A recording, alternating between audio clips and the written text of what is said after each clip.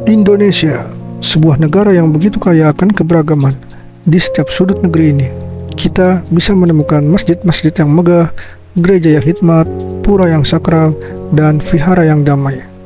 Negeri yang setiap pagi dan senja dihiasi lantunan azan yang merdu dan doa-doa yang penuh harap.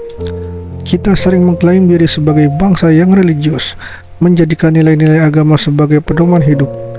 Namun, sebuah ironi besar menyelimuti kita. Kenapa justru perilaku masyarakat kita tuh sering jauh dari apa yang diajarkan oleh agama itu sendiri? Ya, mari kita mulai dari fakta yang mencengangkan. Yo bray, jangan lupa tekan tombol subscribe-nya ya bray. Meski dikenal religius, Indonesia tercatat sebagai salah satu negara dengan tingkat ketidaksopanan tertinggi di Asia. Mengapa ini terjadi? Apa yang salah dengan kita?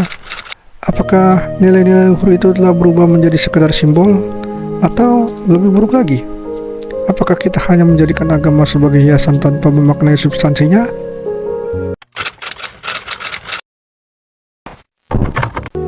Korupsi. Korupsi itu ialah budaya yang memalukan. Korupsi menjadi cerminan ironi terbesar bangsa ini. Di negara yang menjunjung tinggi moralitas agama, korupsi bukan hanya kejahatan, tapi telah menjadi budaya. Bayangkan, seorang pejabat mampu menggelapkan dana 300 triliun rupiah. Angka yang bahkan sulit dibayangkan oleh banyak orang. Tapi, apa hukumannya? Ya, hanya 6,5 tahun. Di sisi lain, seseorang miskin yang mencuri ayam untuk makan dihukum 5 tahun penuh penjara. Ini bukan hanya soal uang atau hukum yang tidak adil. Ini tentang moralitas kita sebagai bangsa. Ironinya, semakin menyakitkan ketika para koruptor ini tampil rapi dengan peci di kepala dan tasbih di tangan saat di pengadilan, seolah-olah ingin menunjukkan bahwa mereka masih beriman. Tapi, bukankah tangan yang sama telah mencuri hak orang lain? Ya, ini lebih besar dari sekedar tindakan kriminal. Ini adalah wajah kemunafikan yang semakin nyata. Budaya korupsi ini bahkan telah merambah ke kehidupan sehari-hari. Dari uang pelicin untuk mempercepat birokrasi, serangan fajar dalam pemilu, hingga kebiasaan mengambil yang bukan miliknya dengan alasan hanya sedikit. Ya, kita tidak sadar bahwa dari korupsi kecil inilah lahir koruptor besar yang kelak memakan uang rakyat. Dan yang lebih tragis, generasi muda kita tuh mulai menganggap ini sebagai hal yang biasa. Mencontek di sekolah, mengambil barang yang bukan miliknya, semua itu adalah awal dari kebiasaan yang lebih besar. Ketidaksopanan yang menjadi budaya.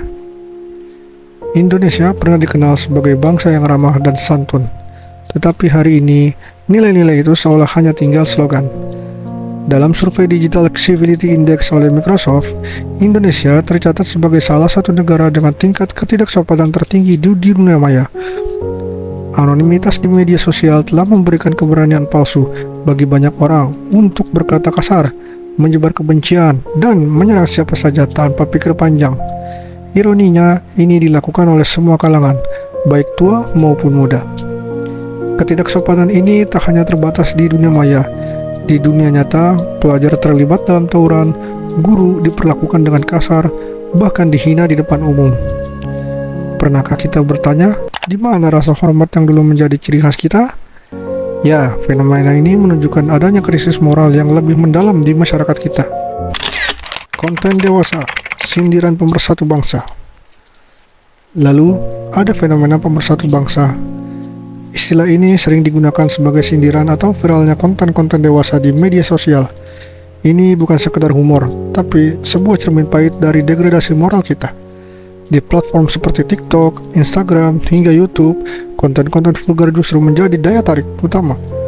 Bahkan sering muncul di halaman FYP anak-anak.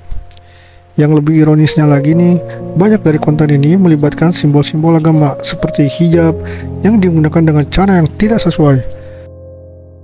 Bagaimana mungkin negara yang begitu bangga dengan moralitasnya nih justru membiarkan hal yang seperti ini terjadi? Ini menunjukkan betapa lemahnya kontrol kita sebagai masyarakat dalam menjaga nilai-nilai luhur. Judi online. Indonesia juga tercatat sebagai salah satu pengguna judi online terbesar di dunia. Ini adalah tamparan keras bagi kita semua. Judi online menawarkan janji kemenangan besar dengan modal kecil, tapi pada akhirnya menghancurkan segalanya, termasuk keuangan, keluarga, hingga moralitas.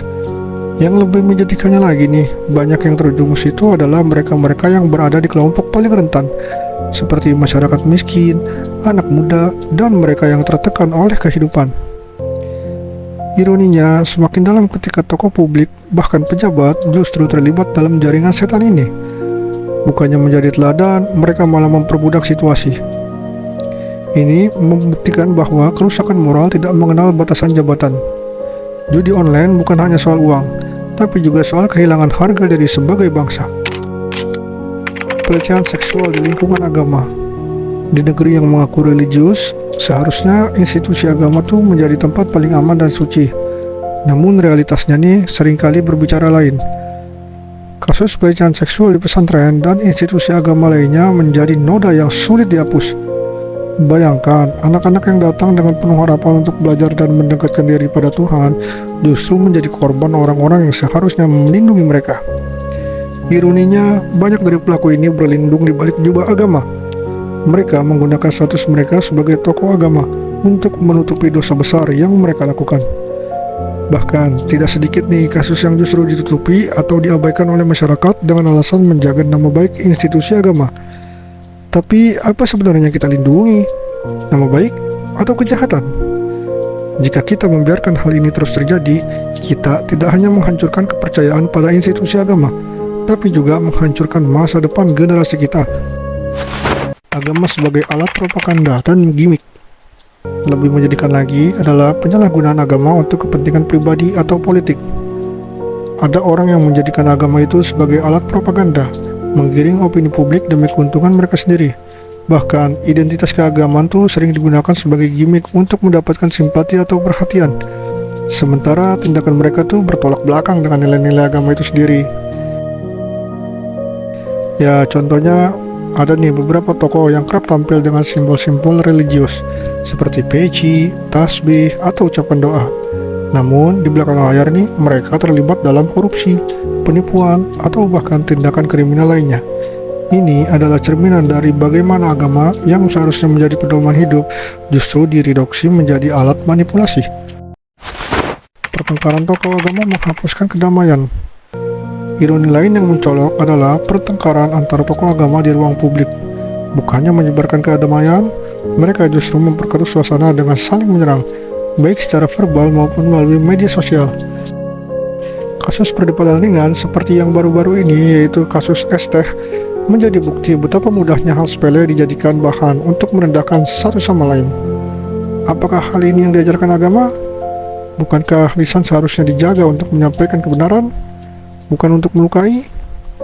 Ya, dalam situasi seperti ini, masyarakat yang seharusnya mendapatkan inspirasi justru semakin kehilangan arah. Jika pemimpin spiritual kita sendiri tidak mampu menjaga integritas dan adab, bagaimana masyarakat akan belajar? Religiositas sebagai fata morgana. Semua fenomena ini membawa kita pada pertanyaan mendasar nih. Apakah kita benar-benar memahami agama, atau kita hanya sibuk menampilkan simbolnya saja? Kita membangun masjid megah, gereja besar, dan pura yang indah, tapi seringkali ini lupa untuk membangun hati yang bersih. Kita lantang mengecam dosa orang lain, tapi enggan mengintrospeksi diri sendiri. Religiositas kita seringkali hanya menjadi fata morgana. Kita mengenakan pakaian religius, mengucapkan doa-doa panjang, dan menghadiri ritual-ritual keagamaan. Tapi di saat yang sama nih, kita melupakan nilai-nilai yang diajarkan agama. Seolah-olah agama hanya menjadi label yang kita tempelkan untuk mendapatkan pengakuan dari orang lain. Tapi, apa artinya semua itu jika hati kita masih penuh dengan keserakahan, kebencian, dan ketidakjujuran? Tindakan kekerasan atas nama agama. Kita justru tidak bisa menutup mata nih terhadap tindakan kekerasan yang seringkali diklaim sebagai jihad atau pembelaan agama. Kekerasan dalam bentuk apapun adalah pengkhianatan terhadap nilai-nilai dasar agama yang mengajarkan kasih sayang, kedamaian, dan keadilan. Tapi ironisnya nih, ada kelompok yang justru menjadikan kekerasan itu sebagai identitas mereka, menggunakan dalil-dalil agama untuk melegitimasi tindakan tersebut. Ini bukan hanya merusak citra agama, tapi juga menghancurkan rasa kepercayaan di antara masyarakat. Bukankah tujuan agama itu adalah menciptakan kedamaian, bukan menebar ketakutan? Jika kita terus membiarkan ini terjadi, kita ini sama saja sedang menggali jurang yang memisahkan kita dari esensi agama itu sendiri. Refleksi untuk kita semua. Indonesia adalah cermin bagi kita semua. Masalah-masalah ini tidak muncul begitu saja. Mereka adalah hasil dari akumulasi kesalahan kita sebagai individu dan masyarakat. Kita sering menyalahkan sistem pemerintahan atau orang lain, tapi jarang sekali nih kita mau mengakui bahwa diri kita lah bagian dari masalah itu sendiri. Agama bukanlah tentang apa yang kita tunjukkan kepada orang lain, tapi tentang bagaimana kita hidup sehari-hari di saat tak ada yang melihat, di saat tak ada kamera, di saat tak ada pujian. Agama mengajarkan kita untuk menjadi manusia yang bertanggung jawab, jujur, dan peduli kepada sesama. Tapi apakah kita sudah benar-benar menerapkan itu dalam hidup kita? Atau kita hanya hidup dalam bayang-bayang simbol religius yang kosong? Sudah saatnya nih kita harus berhenti menyalahkan dan mulai berbenah. Jika kita ingin Indonesia menjadi bangsa yang benar-benar religius, kita harus mulai dari diri sendiri. Kita harus kembali kepada esensi agama, bukan hanya ritualnya saja. Karena pada akhirnya agama bukanlah soal apa yang kita pakai atau ucapkan, tapi tentang bagaimana kita bertindak, bahkan dalam hal-hal terkecil sekalipun. Ya udah, sekian dulu ya video kita kali ini. Jangan lupa like, subscribe, dan share ya jika video ini menurut kalian itu sangat bermanfaat. Oke, mohon maaf bila masih ada kesalahan dan kekurangan-kekurangan lainnya. Oke, sampai jumpa di next video berikutnya. Bye.